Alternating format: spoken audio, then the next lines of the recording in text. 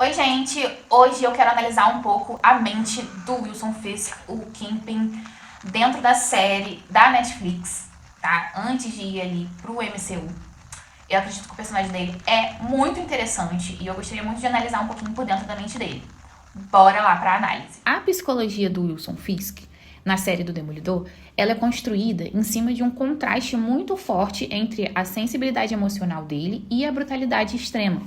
Ele não é apenas apresentado como um chefezão assim do crime, mas ele é apresentado como uma pessoa profundamente traumatizada, obsessiva, e ele é convencido, né, que as ações dele têm um propósito moral.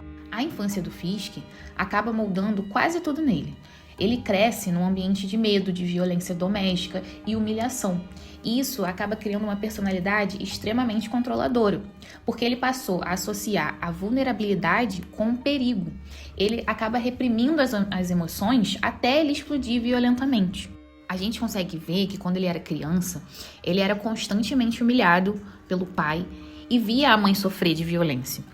O momento em que ele consegue tirar a vida do pai com o martelo não é mostrado assim como uma libertação heróica, mas assim a gente consegue ver que foi um nascimento da violência dentro do Fisk. E ele já adulto, a gente consegue ver que ele aprende a guardar as emoções dele. Por exemplo, ele fala pausadamente, ele evita qualquer contato emocional mais intenso e ele parece sempre estar se contendo. A gente percebe que o personagem do Fisk, ele não suporta caos. Ele tenta controlar os ambientes, as pessoas, conversas e até a própria imagem pública. Isso parece até ali do jeito metódico dele, como ele fala, o cuidado das roupas dele, né? A arte, a decoração, o jeito que ele faz a comida dele, cozinha o ovo dele todos os dias ali, é o controle, é a forma dele evitar a voltar a se sentir imponente, né? Como ele se sentia na infância. Então, ele precisa controlar tudo, todo o ambiente ali. E aqui tem um exemplo da cena do restaurante que ele leva a Vanessa para jantar. Ele controla o restaurante, o ambiente, a iluminação, a conversa que ele tem com a Vanessa e o que ele mesmo revela sobre si. Ele controla tantas coisas que é quase uma tentativa psicológica ali de construir um mundo onde ninguém consegue machucar ele novamente. Né? A gente também consegue ver que quando alguns dos planos deles não dão certo, ele não reage só como alguém irritado, né? Ele colapsa emocionalmente, perde o controle e ativa o trauma de infância, né? Ele faz a mesma coisa que ele fez na infância, machuca os outros, né? Um dos pontos mais interessantes sobre ele é que ele genuinamente acredita que ele está salvando a cidade. Ele genuinamente acredita que ele está fazendo o bem. Até se for para destruir pessoas, na cabeça dele é aceitável se isso for levar Nova York a ser melhor, né? Ele realmente se vê como um homem necessário. Um bom exemplo disso é a cena que ele fala sobre o bom samaritano. Quando ele conta, né, a parábola do bom samaritano, ele diz que ele percebe que ele não é um homem bom, né? Só que a gente consegue visualizar também que ele racionaliza a violência como uma ferramenta de reconstrução social.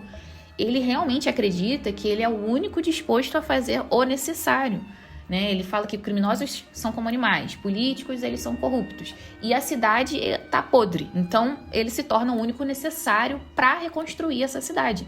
Ele realmente acha que ele está certo. Algo que humaniza o Fisk, né, é a carência dele afetiva. Ele tem uma carência afetiva profunda, né? E apesar dele ser monstruoso e cruel, ele é emocionalmente carente. E a gente consegue visualizar isso na relação dele com a Vanessa. Ele mostra a vulnerabilidade real dele, é quase infantil. É como se ele pudesse existir sem máscara ali do lado da Vanessa. E isso humaniza muito ele. Quando a Vanessa é envenenada, ele entra em completo desespero emocional. Pela primeira vez, a gente parece que tá vendo alguém indefeso. E toda aquela imagem de rei do crime, né, parece que desaparece. A gente só vê ali um homem desesperado por perder a única pessoa que o aceita, que o entende, né? E essa cena, essas atitudes que ele tem, acabam que por trás dessa brutalidade existe alguém emocionalmente dependente. A Vanessa funciona quase como uma única âncora psicológica dele. O Fisk, ele tenta parecer uma pessoa racional, sofisticada, controlada, mas ele, emocionalmente, ele é muito instável. Quando ele se sente humilhado, rejeitado ou ameaçado, a violência que ele coloca na pessoa que ativou esse gatilho é desproporcional. A cena em que ele bate com a porta do carro na cabeça daquele cara lá, que agora eu não lembro o nome, né, que ele meio que humilhou ele, né, entre aspas, na frente da Vanessa, ele se descontrola. O comentário nem é tão grande assim, nem era pra causar grandes coisas, mas ele tá ali. You embarrass me in front of Vanessa. A gente consegue ver que toda essa sofisticação, toda essa imagem que ele passa é só uma camada fina ali cobrindo uma raiva intensa e gigantesca que ele tem dentro dele. Mesmo ele cercado de aliados, de seguranças, de pessoas, a gente consegue ver também que o Fisk ele é profundamente solitário. Ele tem uma dificuldade genuína de conexão porque vive desconfiando de todos, né? Isso faz ele um personagem quase trágico, alguém que deseja amor e aceitação, mas cuja natureza destrói qualquer chance de normalidade. O que torna ali o Fisk da Netflix, né, tão marcante é que a série evita tratá-lo como um vilão, né? Ele é escrito quase como um protagonista da própria história. Em vários momentos, o Matt, né, o Daredevil, o Demolidor, eles funcionam, o Fisk e ele funcionam como espelhos um do outro. Dois homens traumatizados tentando salvar, né, a Hell's Kitchen por caminhos opostos, claro. Inclusive, a complexidade psicológica é muito inspirada na fase dos quadrinhos do Frank Miller, onde o Kingpin deixa de ser apenas um mafioso e vira uma figura quase shakespeariana, poderoso, trágico, paranoico e emocionalmente destruído por dentro. Uma coisa que eu achei muito interessante na história do Fisk em relação ao controle que ele tem ali por todo mundo da cidade, né, dos agentes do FBI e tudo mais, a história dele de manipulação com o agente Nadim, pra mim, é muito top, é muito bem escrita e muito irada. Ele faz uma manipulação psicológica ali com controle narrativo e a gente vê que a visão do Fisk das pessoas, ele tem as pessoas como se fossem uma peça do sistema, né? É uma das demonstrações mais inteligentes da série, porque o Fisk, ele praticamente desmonta a identidade do Nadim, sem precisar usar violência no começo, né? O Fisk, ele entende algo essencial do Nadim.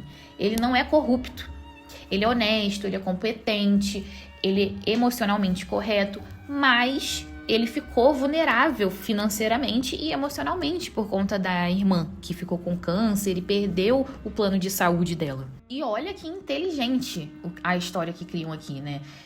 O Fisk, ele não tenta comprar ele, né, como um criminoso qualquer, comum. Como ele sabe que o Nadim é honesto, ele cria uma situação onde o Nadim começa a justificar as pequenas decisões que ele toma como necessárias. E isso é muito importante psicologicamente. O Fisk, ele entende que a melhor forma de controlar alguém moralmente é fazer essa pessoa acreditar que ainda está fazendo a coisa certa. O Fisk, ele é um personagem tão inteligente, tão bem escrito, tão bem pensado, que ele entende profundamente ali a natureza humana, né? No caso do Nadim, ele percebe que o Nadim, ele tem uma consciência moral.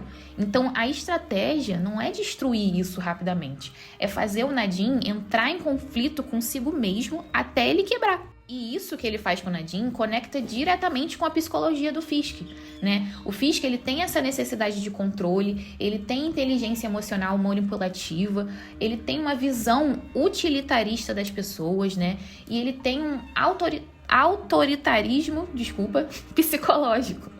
Ele acredita que as pessoas são recursos, né? Ele vê emoções humanas como mecanismos manipuláveis. E é triste também sobre isso, ele é muito inteligente, ele consegue entender muito as emoções humanas, né? E manipulá-las, e ele entende muito bem elas. Mas, em contrapartida, ele não sabe viver essas emoções de maneira saudável. Ele sabe ler todas essas emoções. Ele lê a culpa, ele lê o amor, ele lê a lealdade, mas ele usa tudo isso como ferramenta de poder. E talvez seja por isso que o acordo do Nadim seja tão forte, porque ele mostra que o Fisk vence não pela violência física, mas ele vence pela capacidade de invadir psicologicamente a vida de alguém até redefinir quem aquela pessoa é.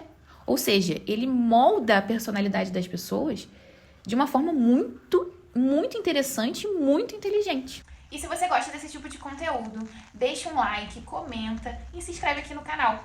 Eu também peço para deixar um quadrinho que você goste muito para eu ler e trazer para cá. E se você gosta de algum outro vilão que você queira explorar um pouquinho mais, comenta aqui embaixo pra gente poder analisar e explorar ele também. Um beijo!